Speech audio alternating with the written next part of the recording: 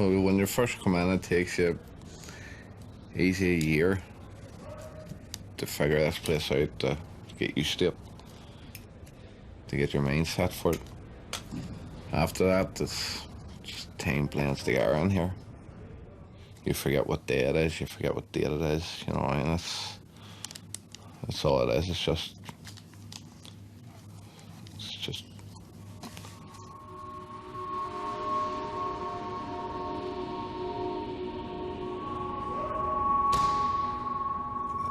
started off, my first ever crime was, I think it was about 12.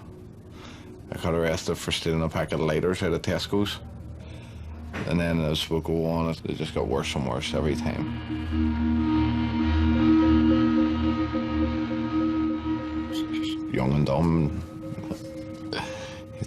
you know what I mean? Everything out of perspective.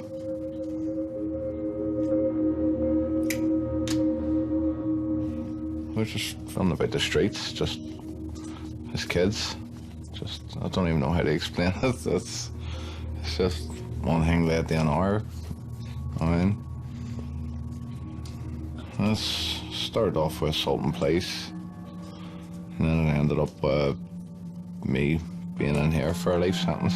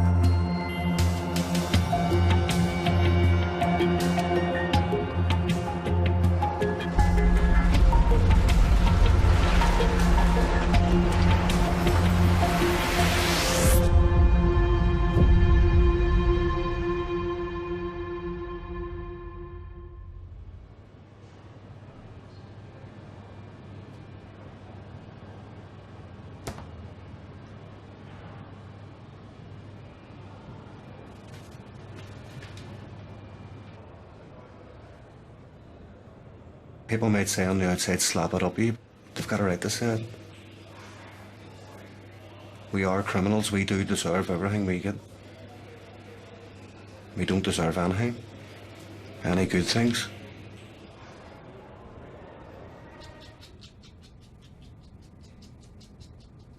You have to keep your mind ticking. If you sit and you wallow over your thoughts too much, it can be hard. We use drugs to cover it all up. That's why we take cocaine, to get rid of them, the demons in our head. Before I went and done anything, I'd have took a line of coke. That would have got rid of all the fear. That's what mainly drugs are used for. I mean, you're going to do a wee toucher, you're going to do a wee job, you're feeling a wee tingle in your stomach, now a line of coke. A couple lines of pure, and that gets rid of it.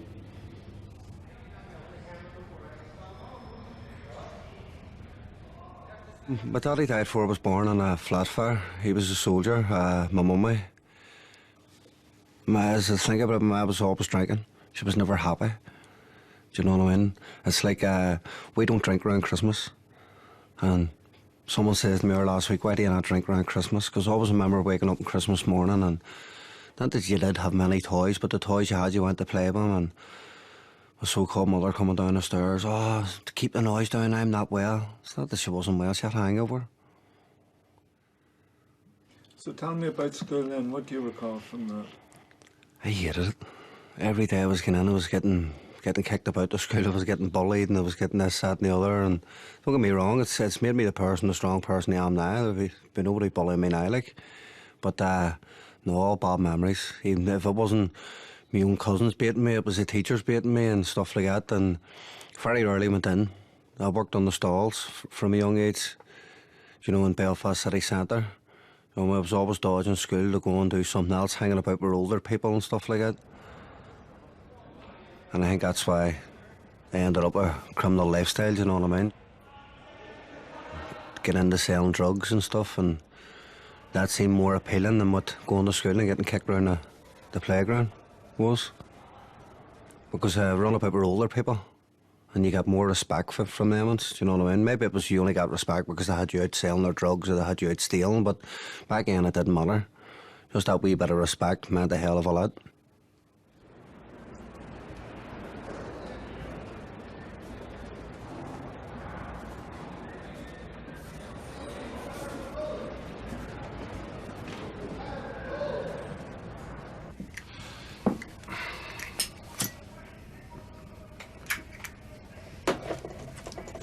Relax a wee bit more now, you know what I mean? We smoke and stuff. So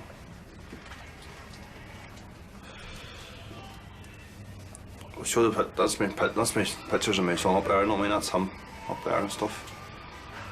That's pictures of my son. Keeps you happy, you know what I mean? A few pictures of your son in the cell keeps you happy, keeps you preoccupied. You know what I mean? Then you have your TV and stuff, my hi-fi. I mean, just whenever you get bored of TV, fire on the hi-fi and listen to a bit of music, you know what I mean? But after a good while, you get used to that there, you know what I mean? You do, you get used to being locked. So you do.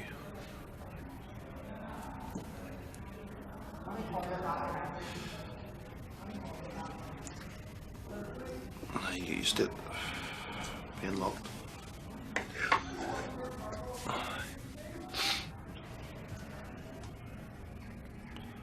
The family background was good, so it was, yeah. My mum and dad, and then they split and stuff, and then, you know what I mean? But life was good, you know, it was good. And then I started, well, obviously mooching school and stuff, and that's whenever I started getting into trouble.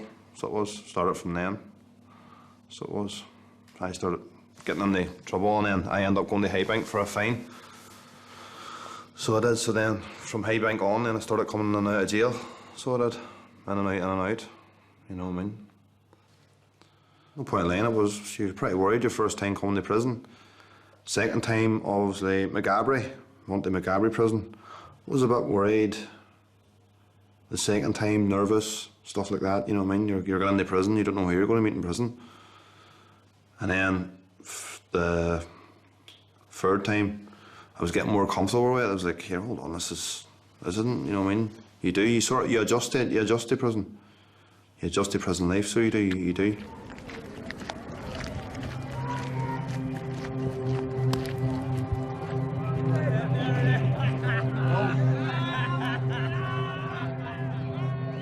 My record, I would be theft, drugs, supplying drugs with attempt to supply Class A and Class B controlled drugs, more theft. It's mainly theft and drugs. That's what it's been, it's theft and drugs. Which is theft is like breaking into the old, like buildings, stealing scrap and stuff. That would have been all my theft crimes, you know, like. Got caught with coke one time, an ounce of coke, so I did. That was the same thing with attempt, well no, it was supplying Class A drugs, so it was. It's all been drugs. Supplying drugs. That's been the story of my life, you know, with supplying drugs.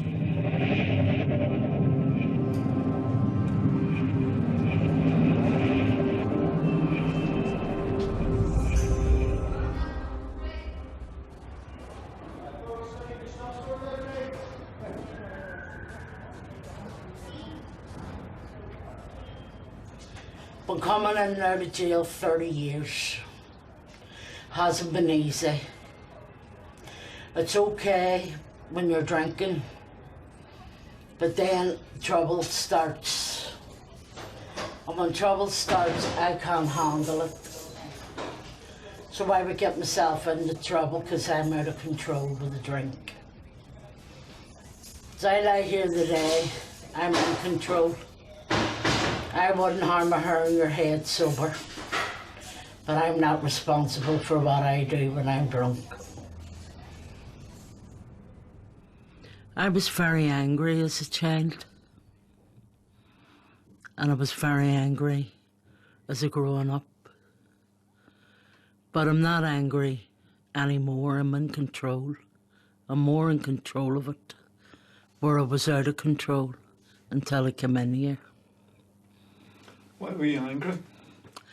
I was angry at a lot of stuff that had happened in my life. and I wouldn't like to go into detail about it. And just a lot of stuff, a lot of horrible stuff that happened when I was young. And it led me to be the person that I am today.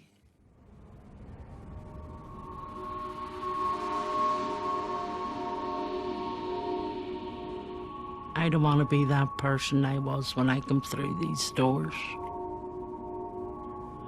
I just don't want to be that raving lunatic I was.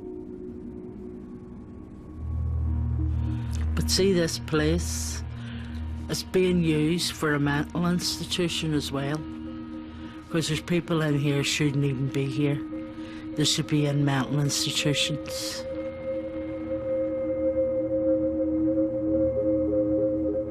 But at the end of the day, I have to face my demons. And they come up every now and again when the big green door's locked behind the big green door. Your head was flying off your shoulders when you've done the things that I've done. Like I have a record that would, my God, it would decorate this room. That's how bad it is. And that's nothing to be proud of. Nothing.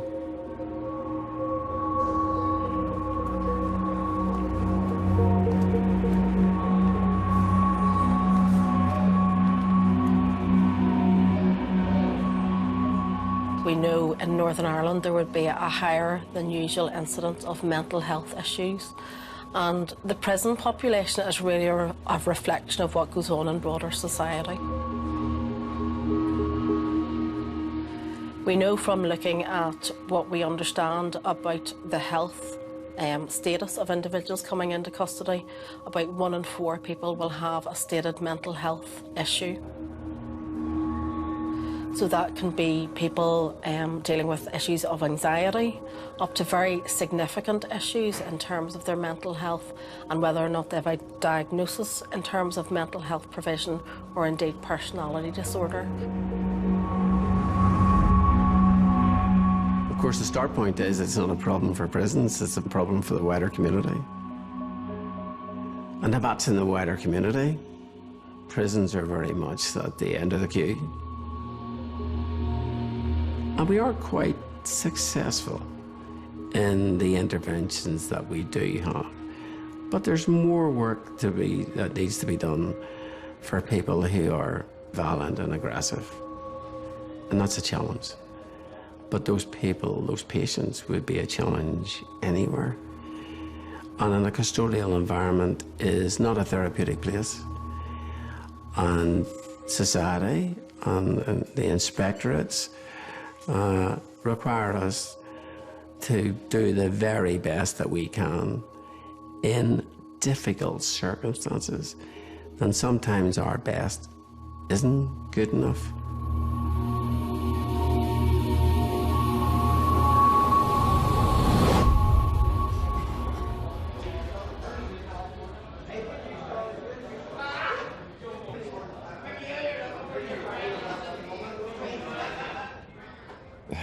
I've actually met a load of my mates in here. So I have, over my years in here. I was actually speaking to one yesterday, he's getting out tomorrow. He was actually one of my mates that I run about with outside. I haven't seen him in years. And then this is just like somewhere where everybody goes to meet.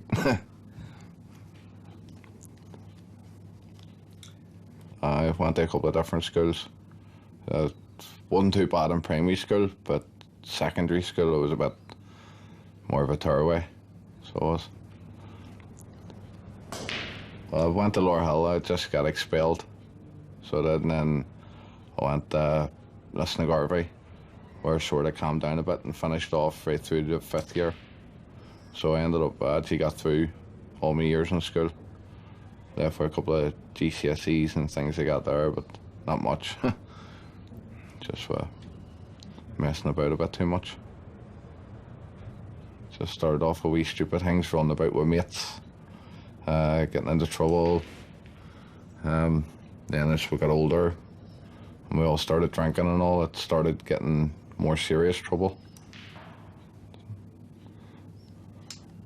So drinks been a big factor in your life? Not a big factor in my life, but just a big factor in my criminal life. I'm not really a violent person. And when you throw a load of drinking, it's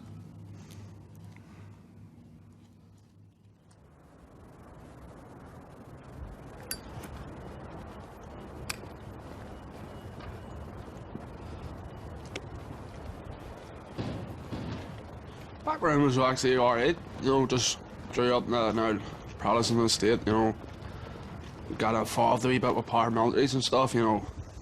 Family ways brought up was good, you know, it was always looked after, got what I want that way, but once you get involved with other boys and then you end up started the drugs trade and then all that there, and next minute you end up the prison, you know.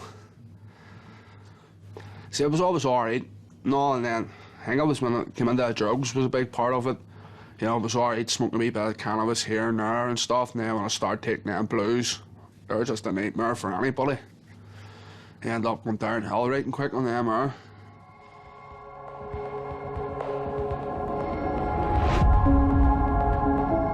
was getting up in the morning and I was out there, I was getting a load of blues, 1,000 of them for very cheap money, you know. You were selling them, making a couple of quid back, plus the money you were getting was paying for the next bunch. And then the next minute you're sitting with 500-600 tablets. And I was eating them like Smarties. You were getting up 10 in the morning, and 2 hours later another 10, and a couple of hours later you were another 10, and you were forgetting you were even eating the first couple, and you were bagging another 10 then, another 10. It just faces circles. Then the next minute, because you were selling in the estate and doing things wrong, you were getting involved with paramilitaries, and then you were getting beatings and getting shot at, and those things like that there. I was walking home one day from my mate's house, and 2 cars pulled up and was just trailed into a car. There's nowhere I could go, you know, sitting in the back of a car, all really mask on. You didn't know who it was or that, and then tucked down to a glen. It's a wee place down beside us. It's all trees now. It was tucked out, trailed down there. Told to get on my 2 knees with my 2 arms out, and then about a baseball bat, snapped both elbows, you know, left me lying there. Sometimes you're walking down, there's maybe 6 or 7 of them standing there, and you have nowhere to go. You have to walk into the middle of them, and you're getting digs from all over the place, and boots to the face, and they're jumping all over you, and then the next minute, you know, you turn around and they're all gone, and you're lying there busted open, blood everywhere. But it didn't stop you? Nah.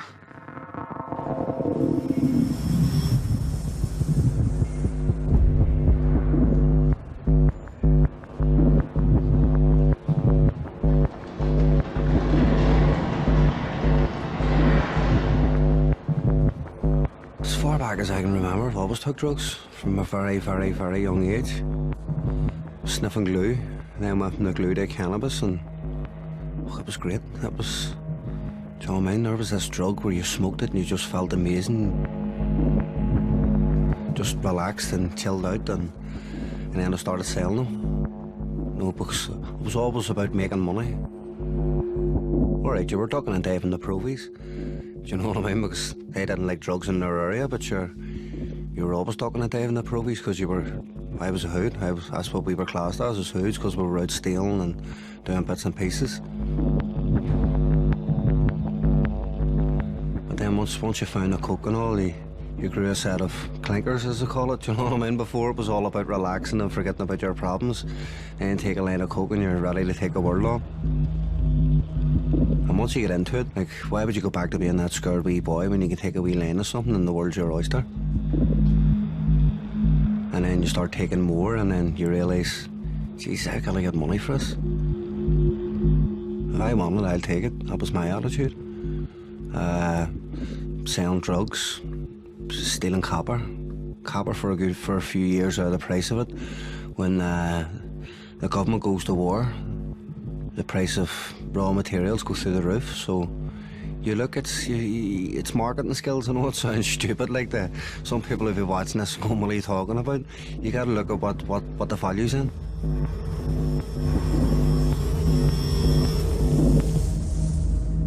This perception people have that you just be a drug dealer. You don't, you're a salesman. You've got to provide for your customers anything they want. And a good salesman, you think back to the days where they had a briefcase, they didn't have one item, they had 20 items. Do you know what I mean? Because you got to cover everything. And there's days where people let you down. You could sell an ounce of coke to somebody and they let you down. Well, how are you paying your supplier? Can't just go, or kid, I haven't got that. If you haven't got that money, you're getting shot. It's the same in the jail. You hustle in the jail too. Do you know, I write poems for other prisoners, charge them a tin of tuna. Do you know, you do hankies, 2 tins of tuna. It's all about turning a profit. You can't be a criminal and just say, oh, I just sell drugs, or I'm just a thief. Anybody that says that's talking shit. Do you know what I mean? If you're a criminal, you're out to get money. There's only one way you turn the crime, and that's for the money. It's all about the money.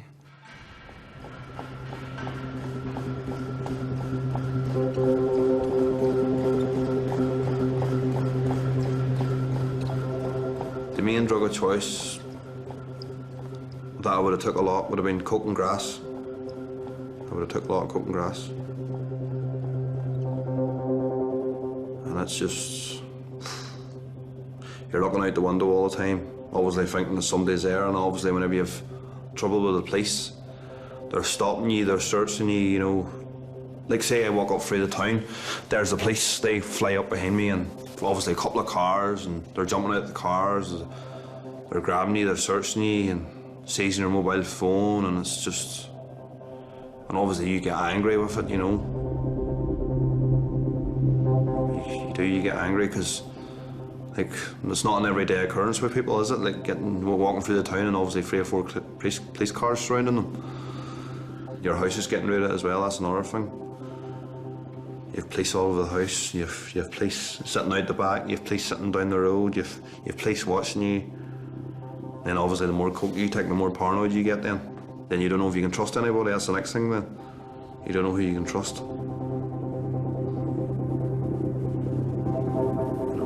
Because I have done a lot of jail. So I have done a lot of jail. And then there's ones that's just never in jail. Then you get paranoid of them, you're like, here, hold on, I'm doing all this jail and these ones are never in jail, and then you get paranoid, then more paranoia kicks in. So it does.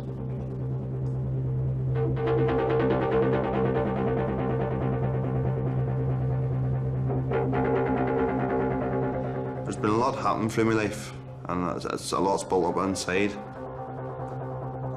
And it does, it builds up and it builds up and it builds up and it builds up, and there's been a lot happening in my life. There's been a lot, like, you know, and then you can only take so much. And then, obviously, I lashed out, obviously it all built up. And then all that anger came out on your man, which I totally disagree with. I shouldn't have done it, like, so shouldn't I?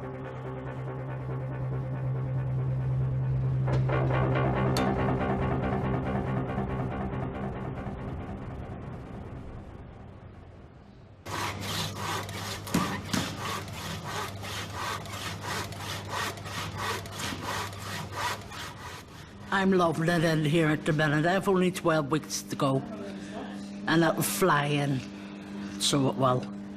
This place has given me a stability to stabilise myself for getting out. And I have children out there to think of, and I need to be a granny, a proper granny. Not this granny that walks in and out like Santa Claus. It's not happening no more. I'm going to be there for them. Thanks. Okay, Chris. This is my class officer for the day. From I was 25. It's been 31 years coming in and out of prison, because for the simple reason being, when I take a drink, I turn into Dr. Jekyll or Mr. Hyde. Shoplifting, prostitution, loads of stuff that was leading me to do. And hurting people, because I was hurting. Hurt people.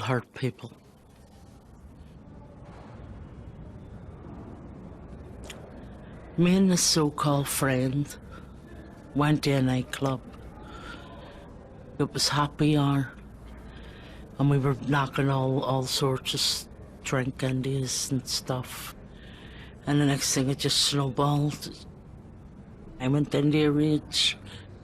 I hit her in the head with an ice tray. And when I hit her in the head with an ice tray, my God, it was like a water tap of blood that was coming out of her head. It was awful. I never want to witness that again, of my own doing.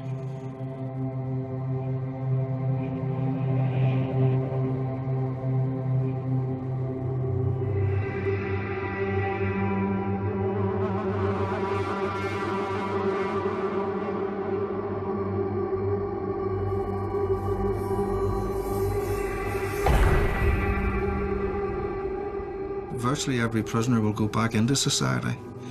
And I remember having a conversation where someone was saying, well, they're there to be punished. And, you know, if you punish them harder, they'll not commit crime. The young lads who had been subject to punishment beatings and punishment shootings. If shooting them and beating them didn't stop them committing or stealing a car, what more could I do? Because I couldn't shoot them or beat them. So, in terms of running a decent prison, in the end of the day, those individuals, if I were to treat them harshly, can view themselves as victims. A prisoner is not a victim. Seriously? Is there no privacy in here at all? I worked in all of the prisons, and I was back up in McGalbury prison a short time ago, and I met a person in custody who I'd first met in McGalbury in 1988. It took me a wee while to realise who they were, and I said to them, long you back in, and they were back in serving a fairly long sentence again, you know. And they hadn't adapted to society. They hadn't adapted to society's rules and norms. They weren't a career criminal. I wouldn't class them as a career criminal by any class of the imagination, but they were back in custody and they were back in serving a significant sentence. And they accepted that. You know, they accepted that, that I've been in custody. I've been in custody for most of my life, and I'm back in custody again.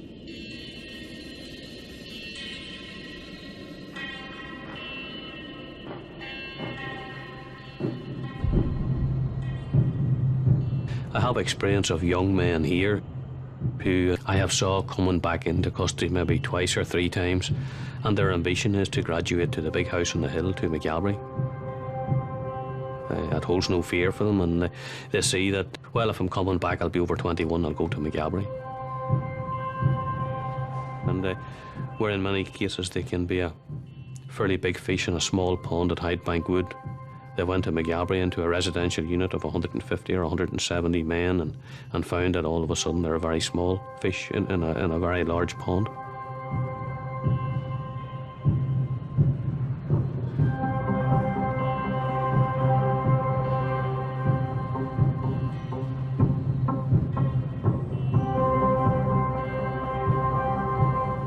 People in these houses are more settled, but the committal houses would be a bit more unsettled, a bit more harder for them to deal with.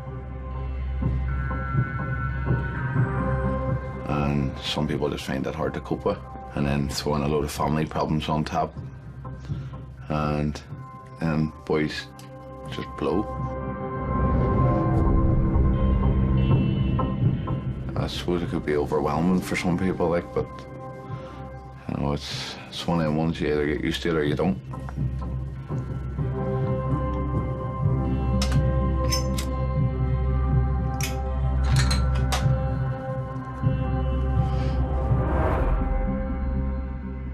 I'm in doing 13 years life sentence for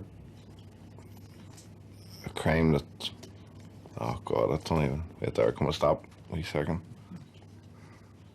Why you're in prison now? I'm in doing 13 years for murder, for 7 years into my sentence.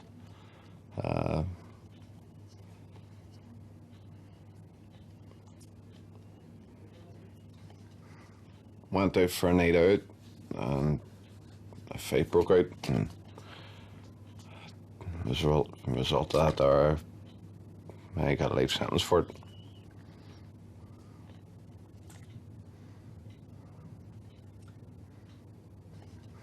A fight broke out in a bar and it got split up and all, and then we stayed in the bar.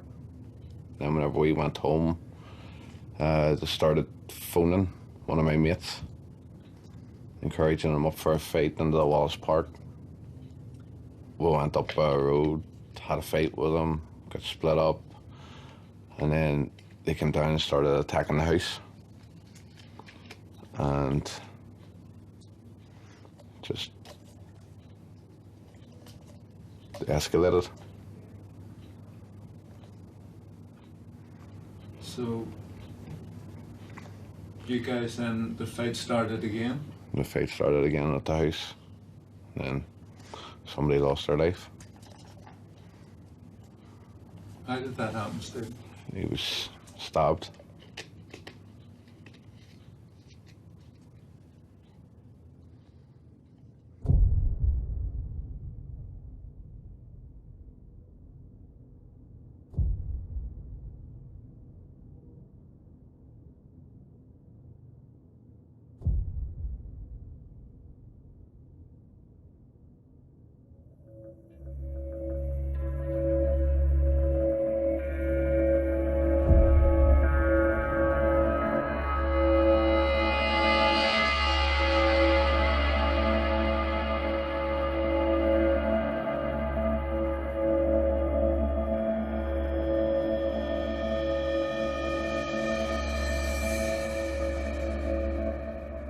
There was like four of us in a room downstairs, and it was like a house party.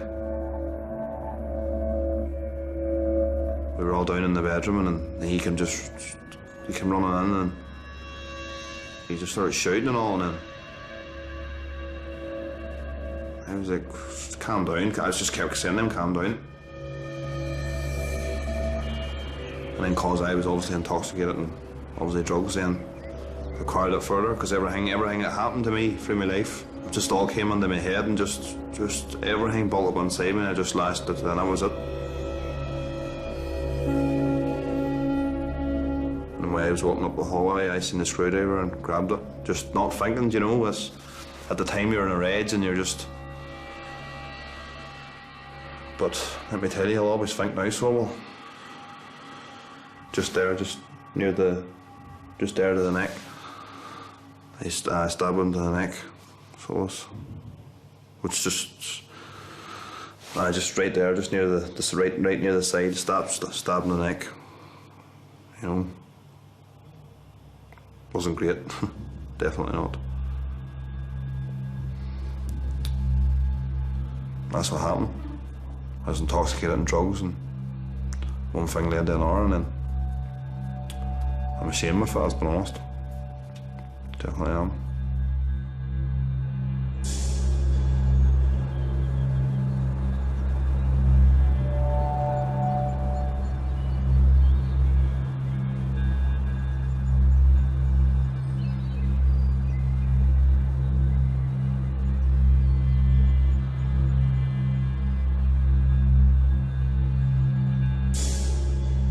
Tell me, during why you're in now, tell me what happened. Reckless behaviour and a street robbery. And street robbery was just, being in Egypt with full of drugs and looking at an easy couple of quid, you know, and getting into hassle and end up in prison, you know. And you feel sorry because they were innocent people, you know, just at the wrong place at the wrong time, and well, a couple of us were going short a few quid, and then it led till it was early morning. I think it was about 6:30. We seen people at the hole in the wall on the door and tried to rob them, and took a few quid and went and got drinks straight away. And then it was actually a bank holiday. It was an Easter Monday. And the off sales was closed, so we actually went into Tesco's and filled a full trolley up with a drink in there and wheeled that their away too, you know. Just, it was mad. Tell me about at the ATM, just tell me what happened. Just a mad one, you know. People up getting their money, and maybe 2 or 3 of us bounced out and bounced up and we grabbed the people and said, listen, get the money out. Putting a wee bit of pressure on them, you know, getting them a wee bit of scare tactics, you know. You don't get the money out, we're going to buy see kind of thing, you know. But this woman was assaulted? No, it's the bag, there was a bag or two, the bag was took off her, stuff like that there. And so there was a bit of a wrestling with a bag. Apparently she broke one of her wee fingers or something, you know. And the fella that was there too, he got a couple of digs, you know. So it's just a bit harsh. Looking back at it now, you feel bad for it, you know. So there was violence? There was violence in it, like, you know. It's not good.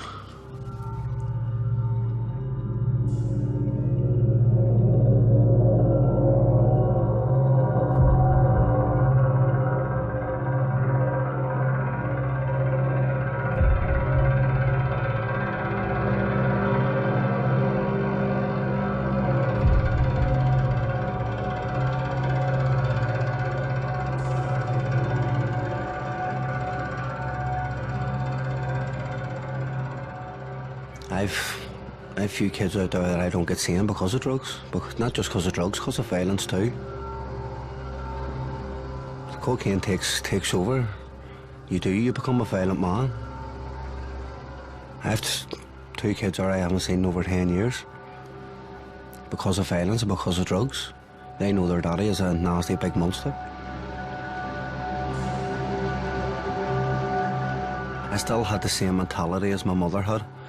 All you have to do is put food on the table and pay the bills, and you put clothes in the kids' backs. Not that she done much that, like, but I thought that's what it was all about. So I kept on my crime, kept selling my drugs, kept ducking and diving from paramilitaries, and I lost my family because of it.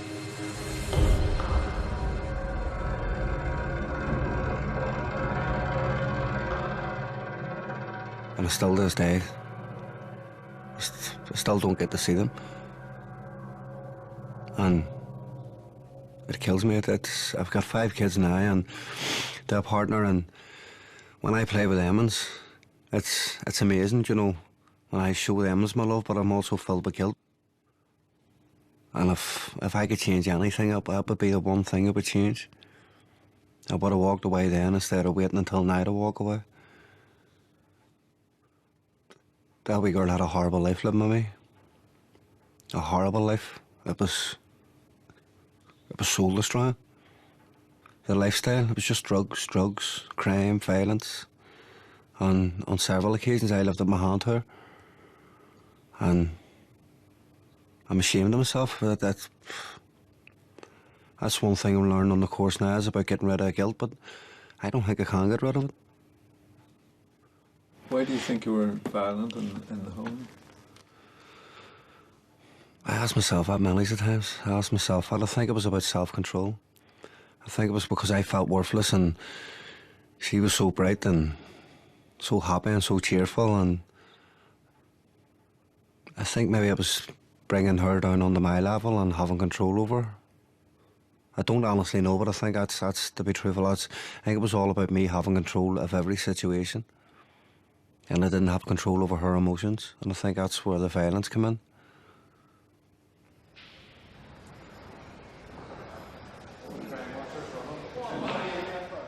I suffered mental health problems. I have to take antidepressants and antipsychotics because I used to self-harm, and it's hard not to. It's very hard not to. For the hurt and the pain that I've caused, you feel guilty. You feel like when you're on these courses, why do I deserve this? Especially when you hear prisoners, a lot of prisoners have took their lives in here, and you think to yourself, like, that should have been me. Kids that are in for nothing, you hear kids outside hanging themselves. Why is the Lord taking them? Why is he not taking me for all the bad things I've done? You know, all the people we've made suffer, whether it be a small crime or a big crime, people do suffer through our actions, and it's not easy to live with.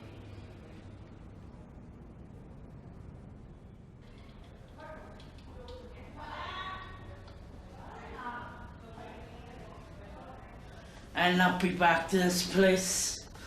I've had enough. No more. Seen enough of the place to last me a lifetime.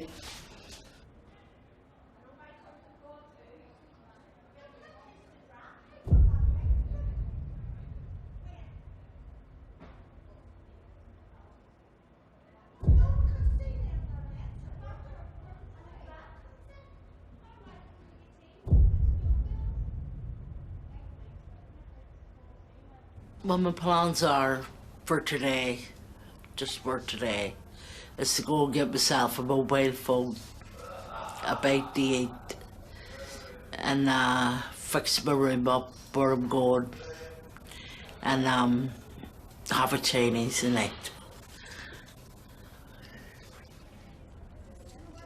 Could you let us out, please? That's the last time I was saying that. Could you let us out? I used to fly in and out of different countries, and I didn't drink it. I took the odd San Miguel when I was in Spain. Bye! And I took that, and I probably sat with that for hours. But something happened in my life. I was raped.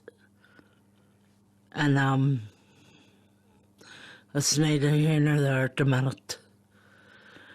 But I became like all hurt and closed up and full of pain, full of emptiness. You could have drove a bus through the emptiness. And it was bad. It was really bad. But I kept drinking the peace in and the peace out to kill this pain and to kill this emptiness. I'm coming home, I've done my time.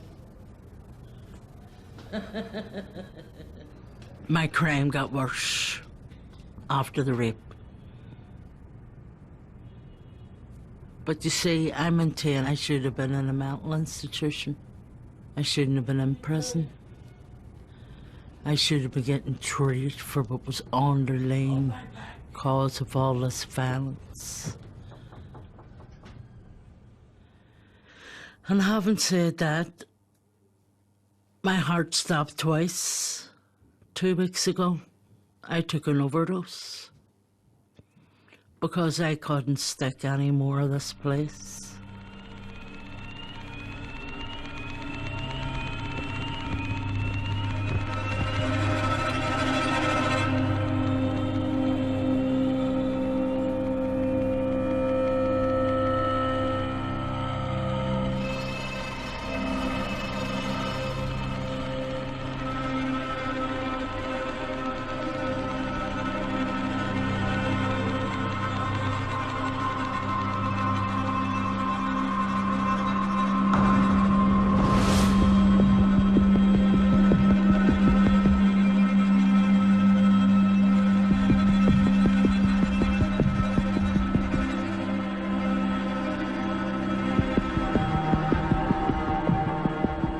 People come into prisons with all sorts of problems and all sorts of complications in their lives. And therefore there is a reflection in terms of the challenges that there are in the community and the challenges that there are in prisons, whether it's through mental health issues or whether it's through addictions. Around 49% of those who arrive in prison would indicate to us that they have addiction problems. But prison should never be seen as a dumping ground, out of sight, out of mind. Our entire focus ought to be and should be on rehabilitating those within our care in order that we can make a difference not just to the lives of the individuals but to the communities that they return to.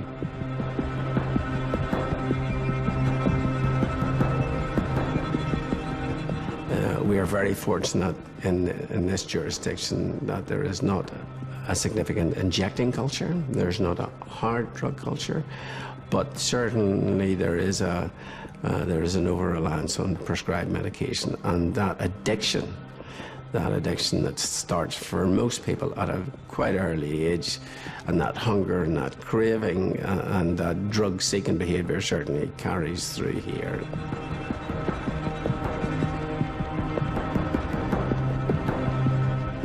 However, in custody, when the supply can be erratic on their part, then I suppose in some way it helps to explain why there can be some serious outcomes where if people get it, then they take a lot of it.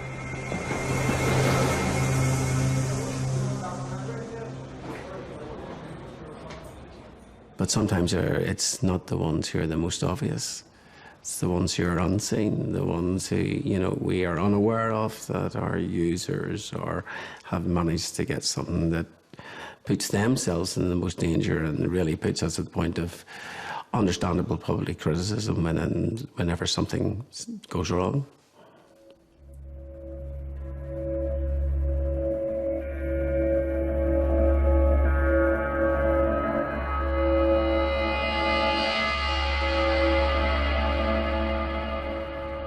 I was brought up, they always had money off family and all.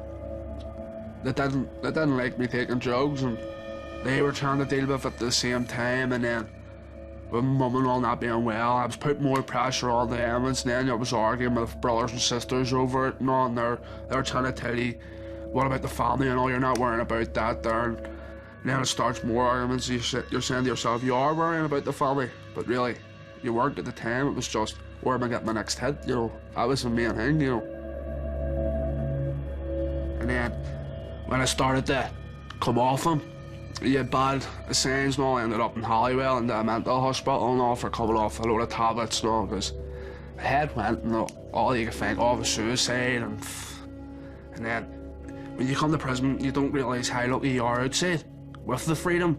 You think, don't get me wrong, I'm not going to sit here and say prison's hard, it's easy enough, but it's a wee stupid things like a couple of wee nephews being born and stuff like that there, and it just breaks your heart in here,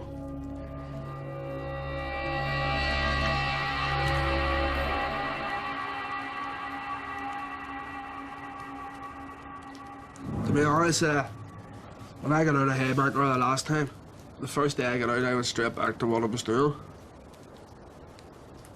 I think it's just this time, I'm getting older, starting to wise up a wee bit, It's just certain things family members have said to me, like, they come back out and you do the same thing again. We're not going to stand by you this time, you can do it on your own.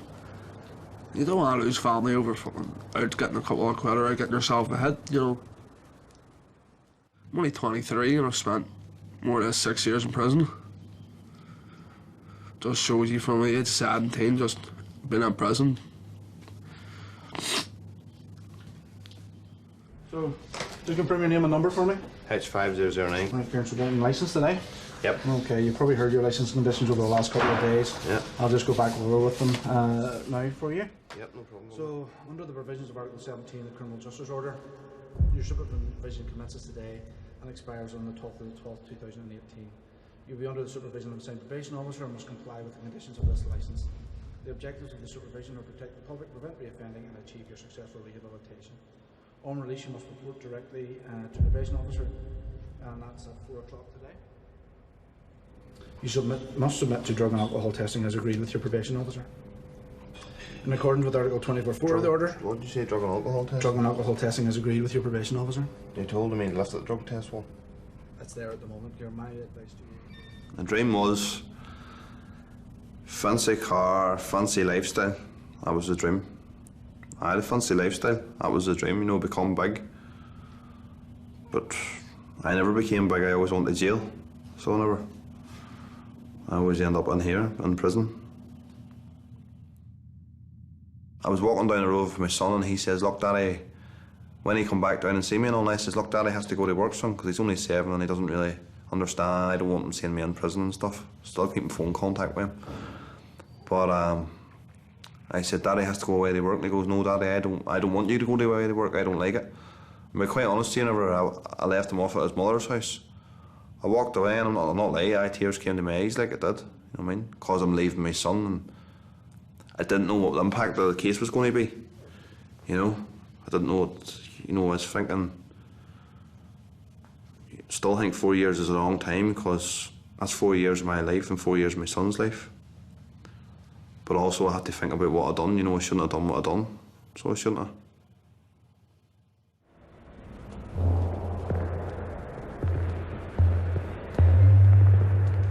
You couldn't give me nothing and all in this world they compare to my son. I love him to bits, like, you know, but me coming in out here is not right. It's not fair on him and it's not fair on myself, but I've only myself to blame, you know, so I have. So it's my time now for me to get out now and get a new start, get myself a nice wee apartment or a house, do my driving test, and it means I can go and take them days out and stuff. It's time to change my life around, so it is, you know.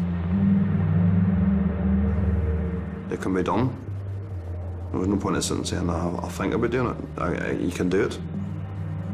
Just getting up and doing it and just staying out of prison, and that's the way it's going to be. I just don't want to come back here no more. I'm actually tired of it, I'm sick of it. That's me, lads, thanks very much, hey. Alright, hey, no bother, alright? Sick of jail. Sick of the lifestyle. I'm sick of it.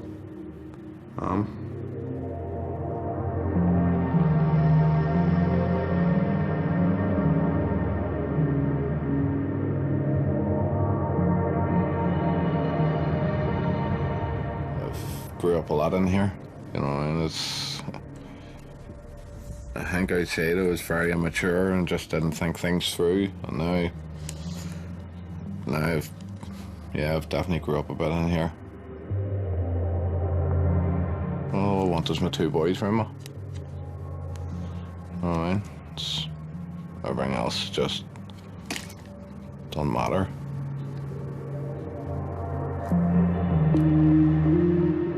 Well, one of them knows nothing. One of them knows just a wee bit. He asked me about it in a visit, and I told him he was too young, and I would explain to him when he's old enough to deal with it. But I don't know where it was. Somebody put it into his head to ask, because I was a bit taken back by it. I thought he was a bit too young to be asking the question like that. Send cards out, but it's all you can do in here, isn't it? You know what I mean? It's not like you can be there for them.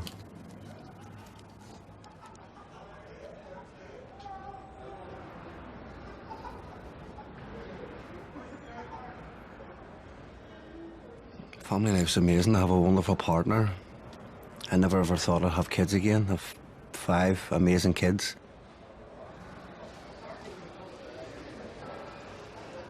To be truthful, I'm glad I came to jail. I know you might think that's strange, is why, but I'd be glad to come to jail because it was a breaking point for me. I needed this. And I was still taking drugs on up until I came to jail. You know, I had everybody convinced I wasn't, but I was. It was a lot better lifestyle. I wasn't selling, I wasn't doing this, that and the other, but it was a lot better lifestyle than what I had for my other kids. And but my kids were amazing. I'm doing this for me, but for my kids. I'm changing myself. I've tried before to change it for the kids. It doesn't work. I need to change it because I want to change. Do you worry that your children could be tempted or be led by what they know of your life and follow your example? Scares the life out of me because when I was involved in drugs, I was the sort of person would have pulled kids in and got them, made them feel great, and basically picked on the ones that was like me. You know, you can see boys like me in the crowd, and you make them feel loved, and then you get them selling drugs, and it does scare me. It scares the life out of me that my kids or anybody else's kids would ever go through this life, because it's not a life. I'm going to change. I am going to change, I have changed. With the help of the, thought it never says, but with the help of the prison service, my life has changed. I'm drug-free. Drug-free, them two words. I always swore when I grew up I'm always going to be a good daddy. I was the worst daddy I could ever imagine. Letting the two kids down that I don't get seen. That's the hardest thing to deal with. Not the guilt of the things I've done through crime. I think my biggest crime is not being a father to my children. And that's and I don't think I'll ever get over it. Never. And if the kids are watching this, I'm sorry. I really am. And I will try and change it.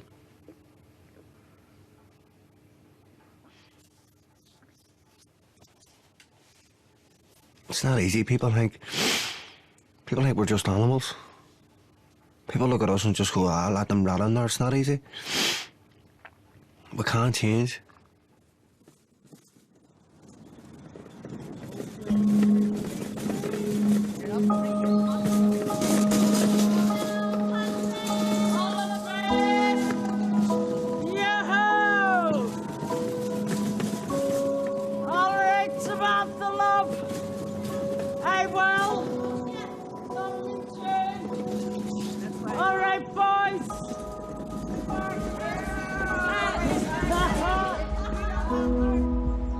Why do you feel it can be different this time? Because I'm different. I'm a changed person. So I am. I've been rehabilitated. Because I've been here so long. Don't get me wrong, I'm not an angel.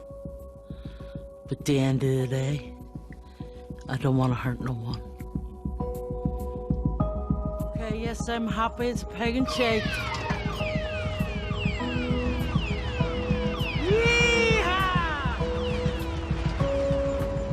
It's people, you see, that I have to deal with.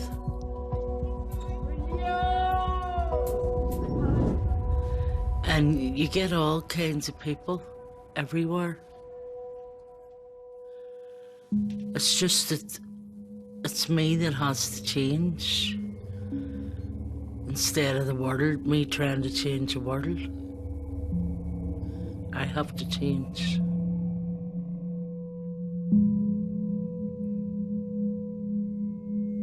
Details of organisations offering information and support are available at bbc.co.uk/actionline, or you can call for free at any time to hear recorded information on 08000 680 675.